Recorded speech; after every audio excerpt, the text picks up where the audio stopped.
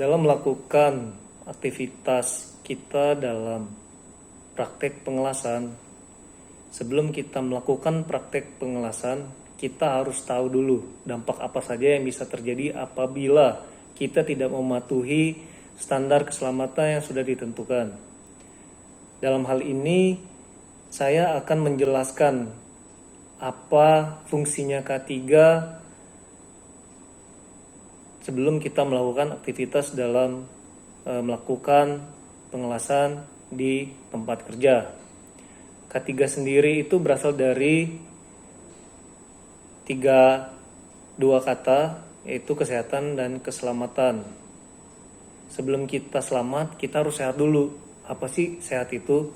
Kesehatan kerja adalah suatu keadaan di mana kesehatan pekerja, lingkungan kerja, dan hasil kerja yang dihasilkan dalam kondisi yang sehat.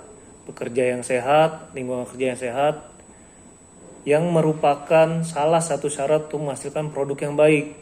Jadi ketika kita akan melakukan pekerjaan, apabila kita sudah dalam kondisi yang sehat, pekerjaan kita akan berjalan dengan lancar. Sedangkan keselamatan kerja sendiri berasal dari kata selamat yang berarti terhindar dari bahaya. Karena ini berhubungan dengan pekerjaan, maka keselamatan kerja adalah yang berhubungan dengan antara kita person terhadap mesinnya, terhadap alat kerja, dan proses pada saat kita pengerjaannya, serta tempat dan lingkungan kerja tempat kita melakukan aktivitas kita. Tujuan K3 sendiri itu adalah satu, untuk melindungi kesehatan dan keselamatan pekerja itu sendiri. Jadi K3 ini bertujuan adalah untuk pekerja itu sendiri. Apabila pekerja itu taat dalam melaksanakan K3, diharapkan pekerja tersebut bisa mendapatkan kesehatan dan keselamatan pekerja untuk dirinya sendiri. Yang kedua adalah meningkatkan kesejahteraan dan kinerja. Kalau kita sudah melakukan K3 dengan benar, otomatis kinerja kita pun akan bagus, sehingga pekerjaan yang kita lakukan akan berjalan dengan baik. Yang ketiga adalah untuk menjamin kesehatan dan keselamatan orang lain di area kerja.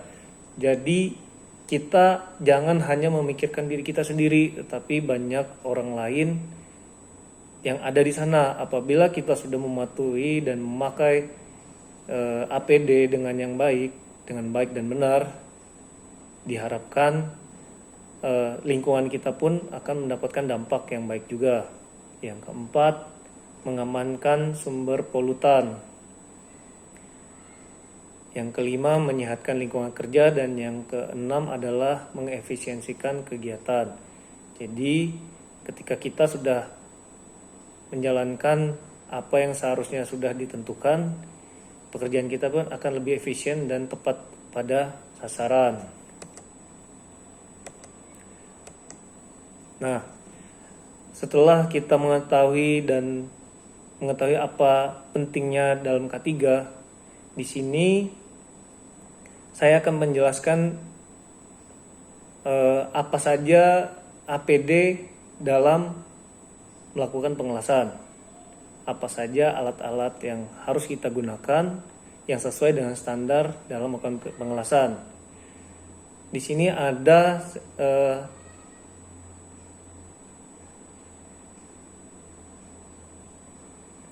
6 APD yang wajib kita gunakan sebelum kita melakukan pengelasan. Nah, antara lain adalah satu adalah welding helm atau kedoklas, yang kedua adalah sarung tangan kulit, yang ketiga adalah apron kulit, yang keempat adalah pelindung tangan, yang kelima adalah safety shoes, dan yang tidak kalah penting adalah kita harus menggunakan masker sebelum kita melakukan pengelasan. Nah, berikut akan saya praktikkan cara menggunakan APD yang baik dan benar.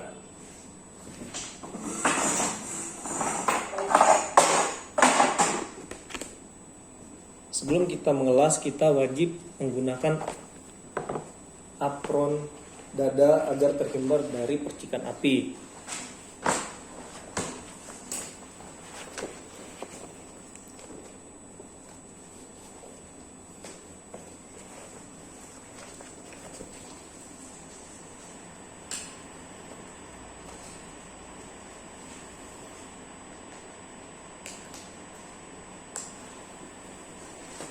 Yang kedua adalah pelindung lengan.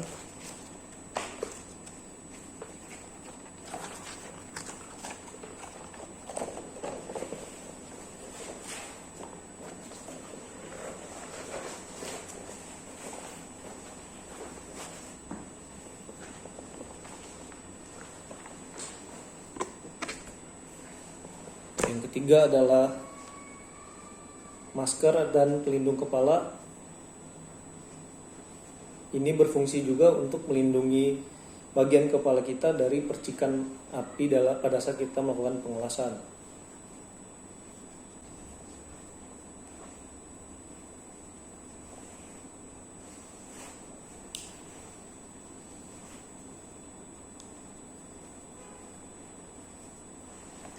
Yang saya gunakan adalah pelindung untuk bagian kepala serta langsung untuk melindungi kita dari asap pada saat kita melakukan pengelasan. Selanjutnya adalah jangan lupa menggunakan welding helm. Setelah itu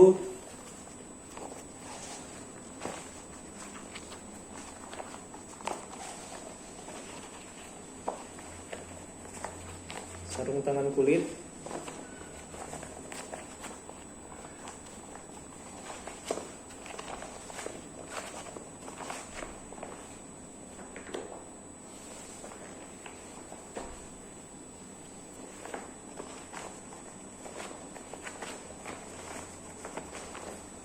Dan yang terakhir adalah menggunakan sepatu yang standar, yaitu adalah sepatu safety yang dilengkapi dengan pengaman pada bagian kaki agar ketika kita kejatuhan benda seperti besi tidak akan mencederai kaki kita.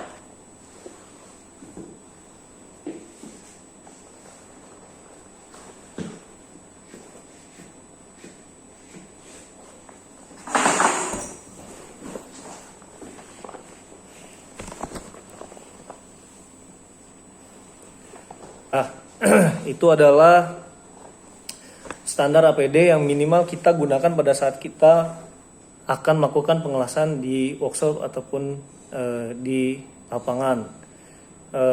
APD kita gunakan bukan hanya untuk kita sendiri, tetapi APD juga akan menyelamatkan bagi orang-orang yang ada di sekitar kita.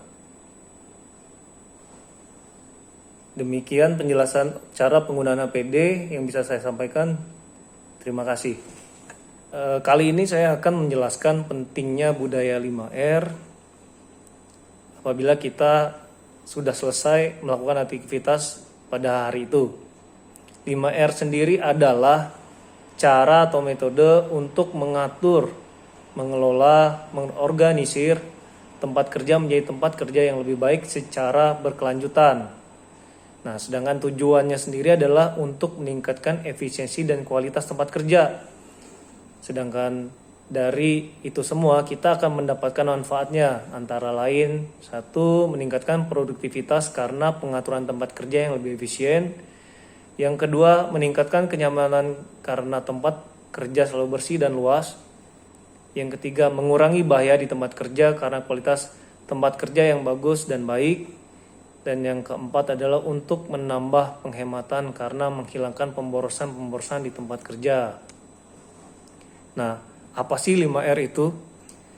R yang pertama adalah ringkas. Ringkas di sini bagaimana cara kita memilah barang yang diperlukan dan yang tidak diperlukan. Bagaimana caranya kita memilah barang yang sudah rusak dan barang yang masih dapat digunakan. Lalu memilah barang yang harus dibuang dan atau tidak dibuang.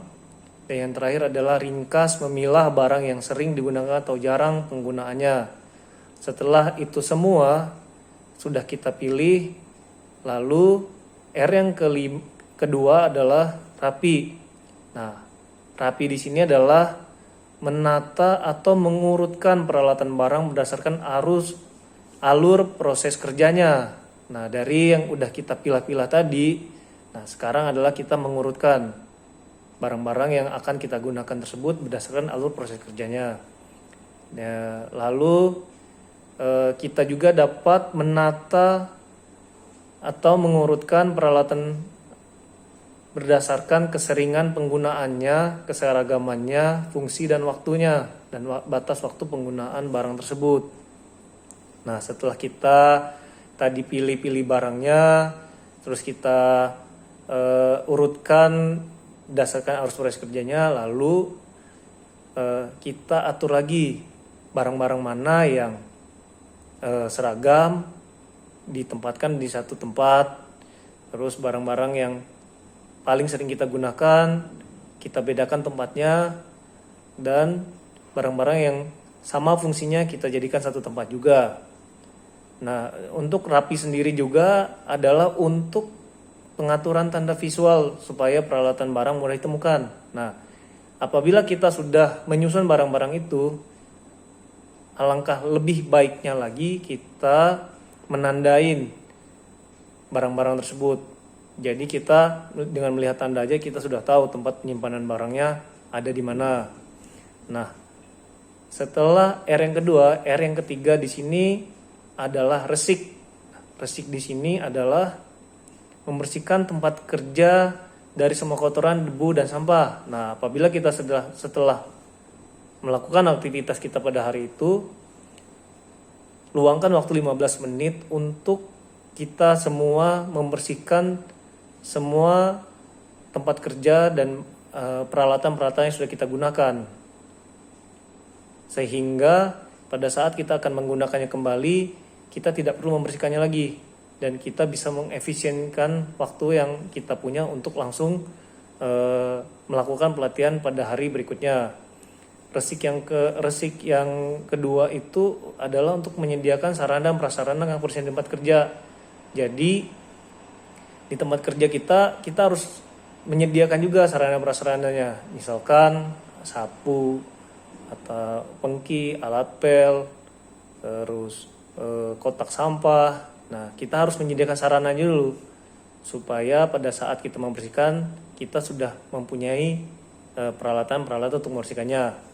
Yang ketiga dalam resik adalah meminimalisir sumber-sumber sampah dan kotoran. Meminimalisir di sini adalah apabila tempat sampah-sampahnya sudah terkumpul, langsung kita buang pada hari yang sama sehingga sampah-sampahnya tidak menumpuk. Salah satu contohnya adalah seperti itu. Resik yang keempat adalah memperbarui atau memperbaiki tempat kerja yang sudah usang dan rusak atau di permajaan. Nah, kalau yang ini tergantung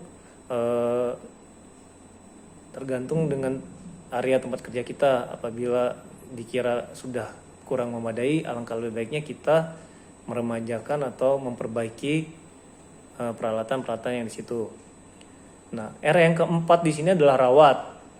Nah, bagaimana cara kita mempertahankan tiga kondisi R yang di atas, mempertahankan kondisi ringkas, rapi, dan resik pada waktu ke waktu.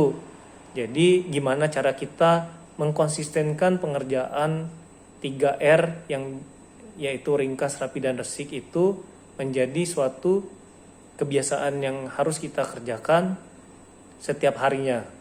Nah, setelah itu R yang kelima adalah rajin.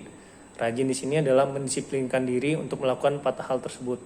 Jadi setelah ringkas kita memilih barang, rapi kita menata barang, resik kita menyediakan tempat kerja di semua, membersihkan tempat kerja kita dan merawatnya. Yang terakhir, R yang terakhir adalah kita rajin dalam mendisiplinkan diri untuk melakukan 4 hal yang sudah saya sebutkan di atas tadi. Nah, 5R di sini sudah menjadi rutinitas kita setiap setelah melakukan pekerjaan pada hari itu. sehingga keesokan harinya kita bisa lebih mengefisienkan waktu dalam memulai aktivitas kerja untuk hari berikutnya. Itu penjelasan saya untuk 5R. Terima kasih.